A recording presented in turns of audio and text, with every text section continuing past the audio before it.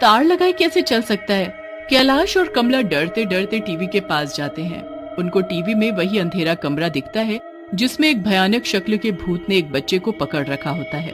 वो बच्चा अपने आप को छुड़ाने की कोशिश कर रहा होता है, पर वो भूत उसे छोड़ ही नहीं रहा होता और उसे दूर धक्का मार देता है। उसके बाद वो भूत टीवी के बिल्कुल पास आ जाता है और टीवी से अपने हाथ निकाल कर कमला की गर्दन पकड़ लेता है। वो खुद को छुड़ाने की बहुत कोशिश करती है, पर भूत काफी ताकतवर होता है। वो कमला को टीवी के अंदर खींचने लगता है। कैलाश बहुत कोशिश करता है, पर भूत कमला को अंदर खींच ही लेता है। सविता भी उसी वक्त वहाँ आकर सब देख लेती है। हे भगवान, इस टीवी में तो भूत है। तभी इस टीवी में कुछ न कुछ अजीब घटनाएं होती थीं। इसने तो कमला को भी अंदर खींच लिया। वो ना हो मेरे बच्चा, हाँ मेरा बच्चा जरूर बिट्टू होगा।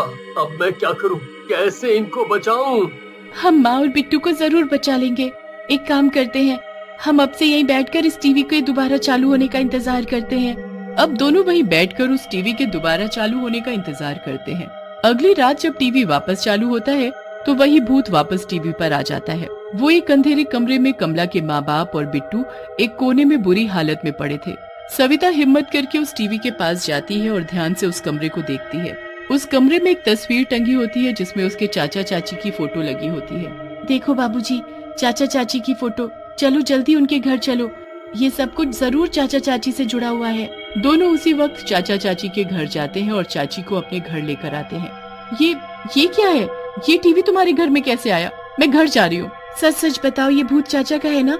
आपने तो कहा था वो कहीं चले गए और वापस नहीं आए, पर उनकी तो मौत हुई है ना? नहीं नहीं, ऐसा कुछ नहीं है। कैलाश के काफी डराने धमकाने के बाद सविता की चाची कबूल करती है कि उसी ने अपने पति को मार डाला। आप लोगों ने तो हमें घर से निकाल दिया, उसके बाद हम क्या खाते पीते?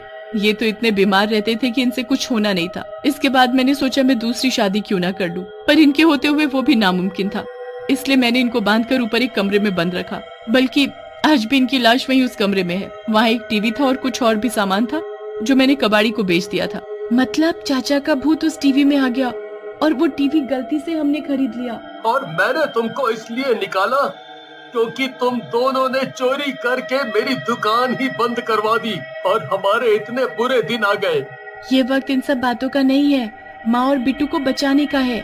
सब लोग उस बंद कमरे को जाकर खोलते हैं तो वहाँ बिट्टू और कमला बुरी हालत में बंद पड़े होते हैं और वहीं एक लाश सड़ रही होती है। कैलाश जल्दी से कमला और बिट्टू को बाहर निकालता है और अपने भाई की लाश का अंतिम संस्कार करता है।